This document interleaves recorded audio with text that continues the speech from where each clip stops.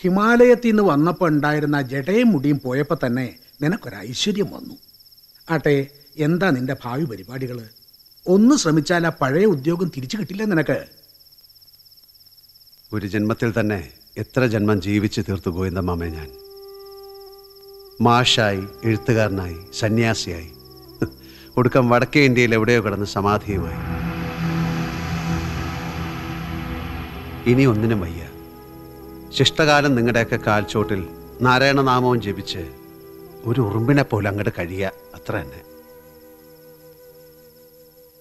അടുത്ത ആഴ്ച അവർ വരും ഭാമയെ കാണാൻ. കൂടെ നിനക്കും എവിടുന്നെങ്കിലും ഒരു ബന്ധം ആലോചിച്ചാലോ മോനെ? ഗോവിന്ദാമ അനുസരിച്ച് അത് നടക്കും. ഞാനെന്താ ജോത്സ്യനോ അതോ കല്യാണ ബ്രോക്കറോ? പട്ടാമ്പിയില് മണക്കുളങ്ങര ശാരത്തൊരു കുട്ടിയുണ്ട്. പഠിപ്പും വിവരവും കാണാൻ നല്ല ഭംഗിയുണ്ട്. നമുക്കൊന്ന് ആലോചിച്ചാലോ അമ്മേ? ഒന്ന് നിർത്തണുണ്ടോ ലക്ഷ്മി?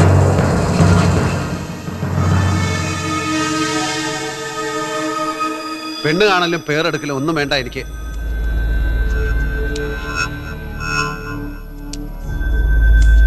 തൽക്കാലം ഭാമയുടെ കല്യാണം നടക്കട്ടെ, മറ്റൊക്കെ നമുക്ക് പിന്നീട് ആലോചിക്കാം. ഭരത, ഒടുക്കം നിനക്ക് വേണ്ട ഗതി വരും. പറഞ്ഞില്ലാന്ന് വേണ്ട. നാട്ടുകാരുടെ മുഴുവൻ ജാതകങ്ങൾ കൂട്ടിക്കെട്ടി അവസാനം എന്റെ ജാതകത്തോട് മറ്റൊന്ന് കൂട്ടിക്കെട്ടാൻ മറന്നു ഞാൻ. ഇപ്പൊ നോക്കുമ്പോ എന്റെ ജീവിതം പൂജ്യം, വട്ടപൂജ്യം. ആരുടെ ജീവിത ഗോവിന്ദമാമയെ ധന്യം. കേട്ടിട്ടില്ലേ പൂന്താനം പറഞ്ഞത്? 10 മാസം വയറ്റിൽ കഴിഞ്ഞുപോയി 10 പന്തീരാണ്ട് ഉണ്ണിയായിട്ടും പോയി എന്ന്. ആകപ്പാടെ നമുക്ക് ദൈവം കനിഞ്ഞനുഗ്രഹിച്ചിരുന്ന 10-60 വയസ്സിനിടയ്ക്ക് നമ്മളൊക്കെ 10 മാസം അമ്മയുടെ ഗർഭപാത്രത്തിലാ. പിറന്നു വീണാ പിന്നെ 10-12 വയസ്സ് വരെ അതാ ഒരു ഉണ്ണിമാങ്ങയുടെ പരുവത്തിലും. 13ാമത്തെ വയസ്സോട്ട് തുടങ്ങാനില്ലേ 7 ശനി, കണ്ടകശനി, കേതുവിന്റെ അപകാരം, രാഹുർ ദശ എന്നൊക്കെ പറഞ്ഞ ഓരോ കാലദോഷങ്ങൾ. 10-40 വയസ്സ് കഴിയും ആ കാലദോഷ കടലൊക്കെ ഒന്ന് നീന്തി കിട്ടാൻ.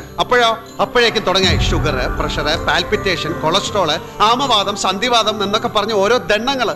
ഒടുക്കം മയോകാർഡിയാക് ഇൻഫ്രാക്ഷൻ എന്ന ഓമന പേരിൽ ഒരു ഹാർട്ട് അറ്റാക്കും. ടീം ഒരു ബലൂൺ പൊട്ടിപ്പോണത് പോലെ പൊട്ടിത്തെറിച്ചു പോയില്ലേ? അതോടെ നമ്മുടെയൊക്കെ ജീവിതം. എന്താ പ്രഭാകര? എന്താ രുക്മാവതി അമ്മേ? എന്താ ഗോവിന്ദമാമേ? ആർക്കെങ്കിലും എന്തെങ്കിലും മറുത്തു പറയാനുണ്ടോ?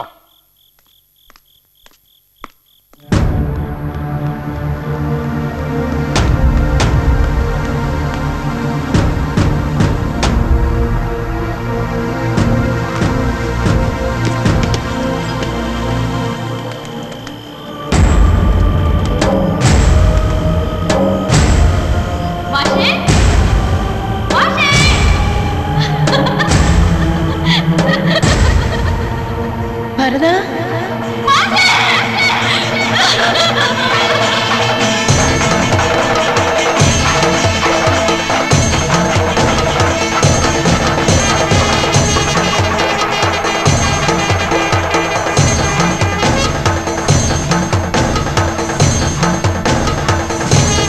സാർ, മന്ത്രി 3 മണിക്ക് എത്തുമെന്ന് വിളിച്ചു പറഞ്ഞിട്ടുണ്ട്. ഇപ്പൊ സമയം 2ആയി. നമ്മുടെ കഥാപുരുഷനെ കാണുന്നില്ലല്ലോ. വിരിച്ചെടുത്ത് കിടക്കുന്ന സ്വഭാവം പണ്ടേ ആൾക്കില്ലാന്ന് അറിയാലോ കൈമളെ. ഇന്നലെ കണ്ട് ഓർമ്മിപ്പിച്ചതാ. കാത്തു നിൽക്കാൻ സമയമില്ല. മാഷും ഹരീഷും കൂടി എവിടുന്നായാലും അയാളെ പൊക്കിയെടുക്കണം. അല്ലെങ്കിൽ പത്രക്കാരുടെ മുമ്പിൽ മാനം കെടും നമ്മള്. ഹരീഷ് വാ. ക്ഷമിക്കണം സാർ, ഇത്ര മാത്രം അങ്ങോട്ട് കൊട്ടിഘോഷിച്ച് ആനയിക്കാൻ ഇയാളെന്താ സർവജ്ഞപീഠം കയറി വന്നേക്കണ ശങ്കരാചാര്യരോ? എന്താ ശങ്കരൻകുട്ടി മാഷ്ക്ക് ഇത്ര സംശയം? പണ്ഡിതനാവാൻ മൂത്തു മുരടിക്കണമെന്നുണ്ടോ? അസൂയപ്പെട്ട് മൂർധാവിലെ മുടി നരപ്പിക്കണ നേരം കൊണ്ട് ആ സ്റ്റേജിനടുത്തേക്ക് ചെന്ന് അവിടുത്തെ കാര്യങ്ങളൊക്കെ ഒന്ന് ശ്രദ്ധിക്കും മാഷേ. ആ ഭരതപിഷാരദി മാഷി ഇങ്ങോട്ട് എങ്ങനെ വന്നോ കേശവ? ഇന്നലെ കുറച്ച് പുസ്തകം എടുത്ത് എന്തൊക്കെയോ റെഫർ ചെയ്യാനുണ്ടെന്നും പറഞ്ഞ് പോയതാ, പിന്നെ കണ്ടിട്ടില്ല. ഇനി അയാളെ ഏത് പാതാള ലോകത്താ തെരയ എന്റെ ഈശ്വര? മറ്റെവിടെ ഇല്ലാത്ത സ്ഥിതിക്ക് ഇനി ഇപ്പൊ അവിടെ തന്നെ ഉണ്ടാവും മാഷെ.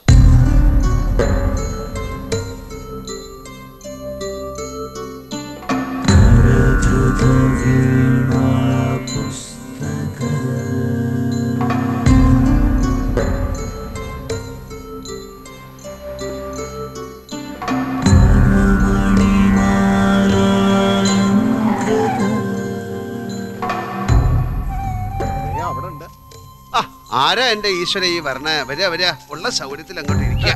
എന്നാ കുടിക്കാൻ ഇത്തിരി സംഭാരവും തരാൻ പറയുക അകത്തുള്ള ആളോട്. എന്താ മാഷേ, നിങ്ങൾ ഈ കാട്ടുപന്തേരി വന്നിട്ട് ഒറ്റയ്ക്ക് എന്തെടുക്കുക? ഇത്തിരി സ്വൈരായിട്ടിരുന്ന് എഴുതുകയും വായിക്കുകയൊക്കെ ചെയ്യാ. ഈ റിസർച്ച് ചെയ്യാന്നൊക്കെ പറയണത് AC മുറി തന്നെ വേണമെന്നില്ലല്ലോ മാധവനുണ്ണി മാഷേ.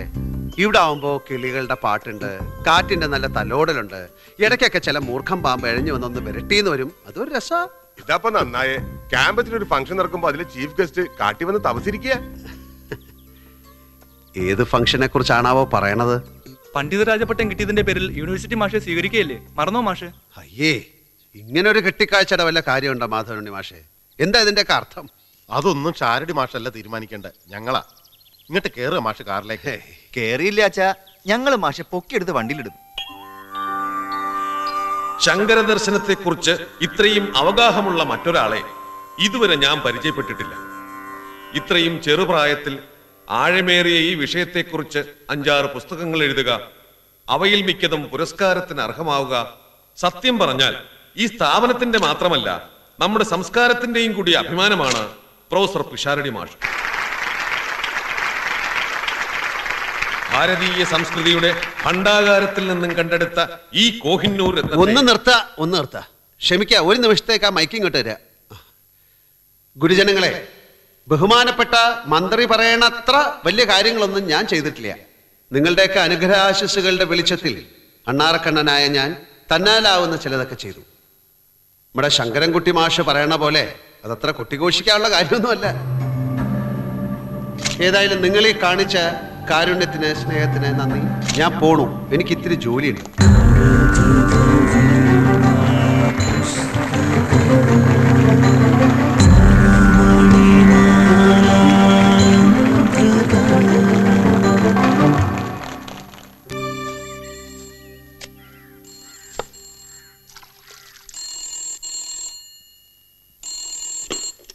ഹലോ, ആ അമ്മയാ. ദാ കൊടുക്ക അച്ഛന്. ഗുരുവായൂരുന്ന് ഹരിയാ. ഹലോ, നിങ്ങളവിടെ 41 ദിവസം ഭജനമിരിക്കാൻ പോയതോ അതോ ഒന്ന് കുളിച്ചോഴാൻ പോയതോ? അച്ഛന് വിശ്വാസം ഇല്ലാച്ചാൽ ലതയോട് ചോദിക്കേ. ശരിക്കും ഇവിടെ മീരം മടങ്ങാൻ കൂട്ടാക്കണില്ല. ആ, നീ നിന്റെ ഭാര്യ നാക്കെടുത്താ കള്ളവല്ലാണ്ട് പറയൂ. അച്ഛന് വിശ്വാസം ഇല്ലാച്ചാല് ഫോൺ ലതയ്ക്ക് കൊടുക്കാം. ഹരിടാച്ച, ഇത് ഞാനാ ലത. എനിക്കറിയാം. ഊട്ടിയിൽ പോയിട്ട് ബാലൻസ് വെച്ച ഹണിമൂൺ നിങ്ങൾ ഗുരുവായൂർ ആഘോഷിച്ചു അല്ലേ? സത്യമായിട്ടും പറയാ, മീര മടങ്ങാൻ കൂട്ടാക്കാഞ്ഞിട്ടാ. നിർമ്മാല്യം തൊഴിലും ചീട്ടാക്കലും പ്രസാദം വാങ്ങലും അവക്കിവിടെ മേൽശാന്തികൾ വലിയ തിരക്കാ. തന്നെ മീരയുടെ വെപ്രാളം കണ്ടാ തോന്നുക പണ്ഡിത രാജപട്ടം കിട്ടിയത് അവൾക്കാന്നാ.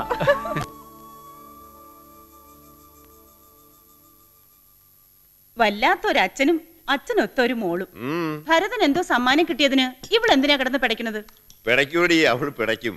മീരയുടെ ആരാ ഭരതൻ? അച്ഛന്റെ മരുമകൻ. അതായത് റിട്ടയേർഡ് ഡെപ്യൂട്ടി തഹസീൽദാരായ ഈ തിരുശ്ശേരി ബാലരാമ പിഷാരടിയുടെ അന്തസ്സുള്ള ആഭിജാത്യമുള്ള മരുമകൻ. എന്നാ പിടിച്ചങ്ങട് കെട്ടിച്ചു കൊടുക്കരുതോ മരുമകൻ അവളെ? നിനക്കെന്താ അത്ര സംശയം? അവന്റെ വാക്ക് ചോദിക്കട്ടെ. ആനപ്പുറത്ത് എഴുന്നള്ളിച്ചു കൊണ്ടു കൊടുക്കില്ലേ ഞാൻ അവനെന്റെ മോളെ? അതുല്യമായ ഈ സംസാര വൃക്ഷത്തിന്റെ പേര് ഊർധ്വം എന്ന് മന്ത്രം പറയുന്നു. ഇതിന്റെ വേര്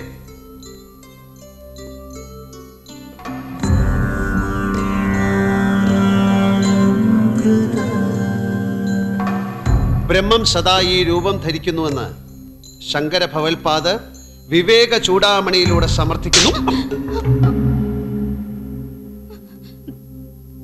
ഒരാൾ ഇവിടെ കിടന്ന് കണ്ടക്ഷോഭം നടത്തുന്നത് കേൾക്കാതെ ഇരുന്നുറങ്ങാതാൻ. കഥകളി ഉണ്ടായിരുന്നോ ഇന്നലെ വെളുക്കോളം വീട്ടിലെ? ഇറങ്ങിപ്പോവാ ക്ലാസ്സിൽ നിന്ന്. ഇനി സംസ്കൃതി പറയണോ?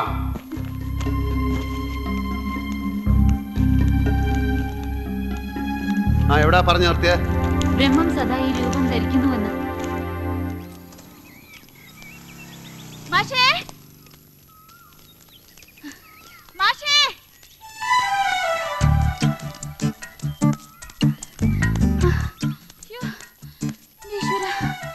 എന്തിനാ കുട്ടി ഇങ്ങനെ മരണപ്പാച്ചില് പറയണ? രക്തസമ്മർദ്ദം കൂടി പൊട്ടിത്തെറിക്കല്ലേ നിന്റെ ഹാർട്ട്? ഇതിലും ഭേദാതാ. പോയില്ലേ ക്ലാസ്സിൽ വെച്ചെന്റെ മാനം? അതിനാ പറഞ്ഞതുണ്ടോ കുട്ടിക്ക് മാനം? എന്താ ചോദിച്ചത്? ഇന്നലെ വെളുക്കോളം കഥകളി ഉണ്ടായിരുന്ന വീട്ടിലെന്നോ? എന്നാ കേട്ടോളൂ, ഇന്നലെ വെളുക്കോളില്ലായിരുന്നു, എന്നാൽ ഇന്ന് വെളുക്കോളം ഉണ്ട് താനും. വധം, കീചക വധം. ഭ്രാന്തുണ്ടോ തനിക്ക്? തൽക്കാലം ഇല്ല, ഇനി എടുപ്പിക്കാണ്ടിരുന്ന മതി മാഷ്. എന്നെ കൊണ്ടൊന്നും പറയിപ്പിക്കണ്ട കേട്ടോ. വേദനിച്ച നിനക്ക്? ഇല്ല. ക്ലാസ്സിൽ വെച്ച് നീ എന്റെ മുറപ്പെണ്ണാണെന്നും മുയൽക്കുഞ്ഞാണെന്നും ഒന്നും നോക്കില്ല ഞാൻ. അവിടെ ഞാൻ വേദാന്തം പഠിപ്പിക്കണ ഭരത പിഷാരടി മാഷ്. നീ എൻ്റെ സ്റ്റുഡൻറ്റ് മീര ബാലരാമ പിഷാരടി. അതിൽ കവിഞ്ഞ് ഒരു സ്വാതന്ത്ര്യവും ക്യാമ്പസിൽ വെച്ച് നീ എന്നോട് എടുക്കരുത്. എടുത്താലും അത് അനുവദിക്കില്ല ഞാൻ. ഈടേറ്റന്റെ മാഷിന് അഹങ്കാരം ഇത്തിരി കൂടുണ്ടെന്ന് ഞാനും കേട്ടു. ക്യാമ്പസിലെ സ്വീകരണത്തിൽ പങ്കെടുത്തില്ലാന്നും കാല് പിടിച്ചു കൂട്ടിക്കൊണ്ടു വന്നപ്പോ പുരസ്കാരങ്ങളൊന്നും സ്വീകരിക്കാതെ ഇറങ്ങിപ്പോയി എന്നും ഒക്കെ കേട്ടു. അതിലൊക്കെ എന്താ അർത്ഥമുള്ളത് മീര? ഉണ്ട്, അർത്ഥമുണ്ട്. മനസ്സ് നെരുപ്പോട് പോലെ നീറി പിടിപ്പിച്ച് വലതും കുത്തിക്കുറിച്ചതിന് ഈശ്വരൻ തരുന്ന പുണ്യം അതൊക്കെ. പുറങ്കാലെടുത്ത് തട്ടിക്കളയരുത് മാഷെ അതൊക്കെ.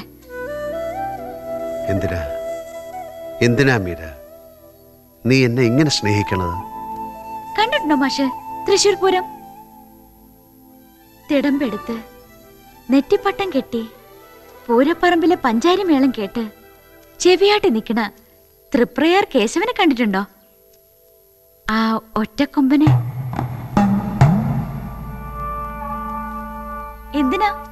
എന്തിനാ കുട്ടികൾ അതിനെ സ്നേഹിക്കണേ, ആരാധിക്കണേ?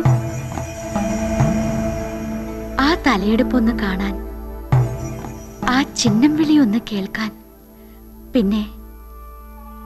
പിന്നെ അതിന്റെ വാലിലെ ഒരു രോമം വെട്ടിയെടുത്ത് വളച്ചു കെട്ടി ഒരു സ്വർണമോതിരം ഉണ്ടാക്കി വിരലിലിടാൻ, മനസ്സിന്റെ പേടി മാറ്റാൻ, ജന്മത്തിന് മോക്ഷം കിട്ടാൻ.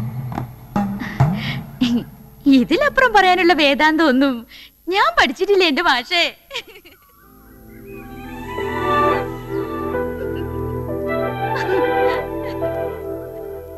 മീര